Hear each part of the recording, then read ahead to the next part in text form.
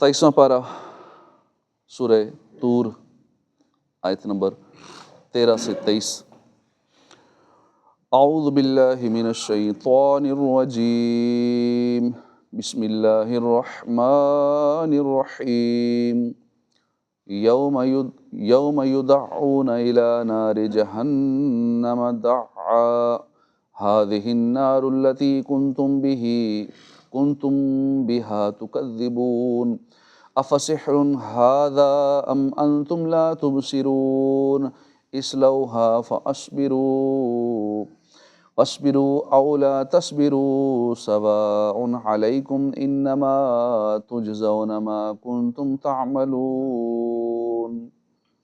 ان المتقین فی جنات ونعیم، فاکہین بما آتاہم ربہم ووقاہم ربہم عذاب الجحیم۔ کلوا واشربوا ہنیئا بما کنتم تعملون، متکئین علی سرر مصفوفۃ وزوجناہم بحور عین۔ والذین آمنوا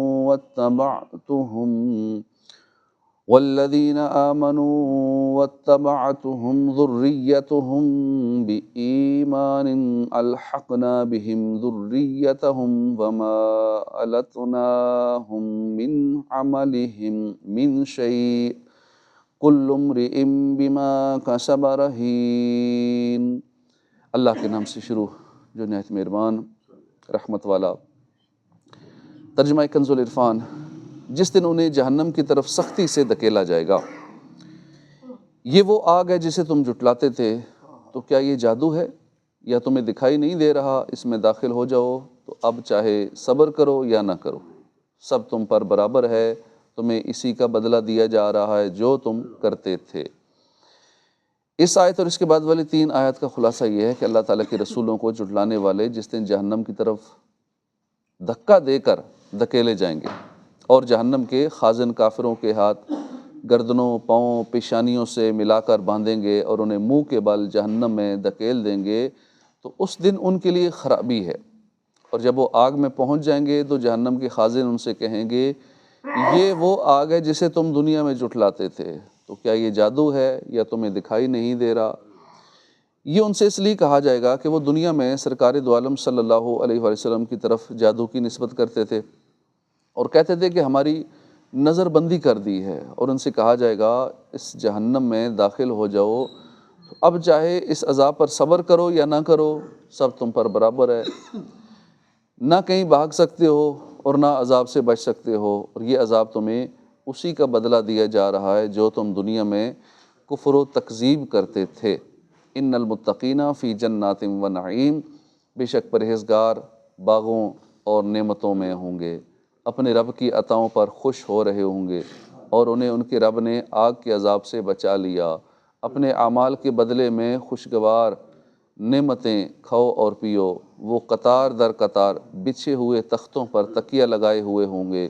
اور ہم نے بڑی آنکھوں والی حوروں سے ان کا نکاح کر دیا۔ کفار کا انجام بیان کرنے کے بعد اب اہل ایمان کی جزا بیان فرمائی جا رہی ہے۔ چنانچہ اس آیت اور اس کے بعد والی 3 آیات کا خلاصہ یہ ہے کہ بے شک کفر اور گناہوں سے بچنے والے آخرت میں باغوں میں ہوں گے اور نعمتوں میں ہوں گے، اور اپنے رب کی عطا کردہ نعمتوں، کرامتوں اور اس بات پر خوش ہو رہے ہوں گے کہ انہیں ان کے رب نے جہنم کے عذاب سے بچا لیا، اور ان سے کہا جائے گا کہ اپنے ان اعمال کے بدلے میں جنت کی خوشگوار نعمتیں کھاؤ اور پیو جو تم نے دنیا میں کیے، کہ ایمان لائے اور اللہ تعالیٰ اور اس کے رسول صلی اللہ علیہ وآلہ وسلم کی اطاعت اختیار کی۔ وہ جنت کی نعمتیں کھانے کے وقت قطار در قطار بچھے ہوئے تختوں پر تکیہ لگائے ہوئے ہوں گے، اور ہم نے بڑی آنکھوں والی حسین حوروں کو ان کی بیویاں بنا دیا۔ والذین آمنوا واتبعتہم ذریتہم، اور جو لوگ ایمان لائے اور ان کی جس اولاد نے ایمان کے ساتھ ان کی پیروی کی، تو ہم نے ان کی اولاد کو ان کے ساتھ ملا دیا، اور ان والدین کے عمل میں کچھ کمی نہ کی، ہر آدمی اپنے اعمال میں گروی ہے۔ والذین آمنوا، اور جو لوگ ایمان لائے، ارشاد فرمایا کہ جو لوگ ایمان لائے اور ان کی جس اولاد نے ایمان کے ساتھ ان کی پیروی کی تو ہم ان کی اس اولاد کو اپنے فضل و کرم سے جنت میں ان کے ساتھ ملا دیں گے، کہ اگرچہ باپ دادا کے درجے بلند ہوں تو بھی ان کی خوشی کے لیے ان کی اولاد ان کے ساتھ ملا دی جائے گی، اور اللہ تعالیٰ اپنے فضل و کرم سے اس اولاد کو بھی وہ درجہ عطا فرمائے گا، اور ان والدین کے عمل کے ثواب میں کچھ کمی نہ ہوگی، بلکہ انہیں ان کے اعمال کا پورا ثواب دیا جائے گا، اور اولاد کے درجے اپنے فضل و کرم سے بلند کیے جائیں گے۔ اس آیت سے ثابت ہوا کہ جنت میں اولاد کو ان کے ماں باپ کا وسیلہ کام آئے گا، کہ ماں باپ کے وسیلے سے اللہ تعالیٰ اولاد کے درجات بلند فرما دے گا۔ اس سے معلوم ہوا کہ اللہ تعالیٰ کی بارگاہ میں نیک لوگوں کا وسیلہ مقبول ہے۔ کل امرئ بما کسبت رہین، ہر آدمی اپنے اعمال میں گروی رکھا ہوا ہے۔ اس سے مراد یہ ہے کہ ہر کافر اپنے کفری عمل کی وجہ سے جہنم کے اندر دائمی طور پر ایسے قید ہے جیسے وہ چیز جسے رہن رکھا ہوا ہے، جبکہ مومن اپنے عمل کی وجہ سے دائمی طور پر جہنم میں گروی نہیں رکھا ہوا، کیونکہ اللہ تعالیٰ نے ارشاد فرمایا کل نفس بما کسبت رہین الا اصحاب الیمین، ہر جان اپنے کمائے ہوئے اعمال میں گروی رکھی ہے مگر دائیں طرف والے۔ وَأَمْدَدْنَاهُمْ بِفَاكِهَةٍ وَلَحْمٍ مِّمَّا يَشْتَهُونَ، اور پھلوں، میووں اور گوشت جو وہ چاہیں گے ان کے ساتھ ہم نے ان کی مدد کی۔ اس آیت سے اللہ تعالیٰ نے ان نعمتوں کا ذکر فرمایا جن کا اہل ایمان سے وعدہ فرمایا ہے، چنانچہ ارشاد فرمایا کہ جنت میں پھل، میوے اور گوشت جو وہ چاہیں گے وہ مہیا کر کے ہم ان کی مدد کرتے رہیں گے۔ اس سے مراد یہ ہے کہ اہل جنت پر اللہ تعالیٰ کا احسان یہ ہوگا کہ ان کی نعمتیں دم بدم بڑھتی جائیں گی، اس میں کوئی کمی نہیں آئے گی،